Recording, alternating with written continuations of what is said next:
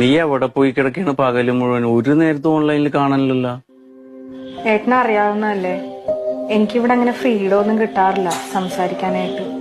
ഇപ്പൊ തന്നെ ഞാൻ ആരും കാണാണ്ട സംസാരിക്കണേ. എനിക്ക് ഫ്രീഡം ഉണ്ടായിട്ടാണ്. ഇപ്പൊ വൈഫ് കുളിക്കാൻ പോയ നേരത്താണ് നിന്നെ ഞാൻ വിളിച്ചോണ്ടിരിക്കണ. കേക്കോ സംസാരിക്കണത്? ഇല്ല, അതൊരു 1-2 മണിക്കൂർ എടുക്കും. വെറുതെ തേച്ചൊരച്ച് കുളിക്കാന്നേ ഉള്ളു, കാര്യമൊന്നുമില്ല.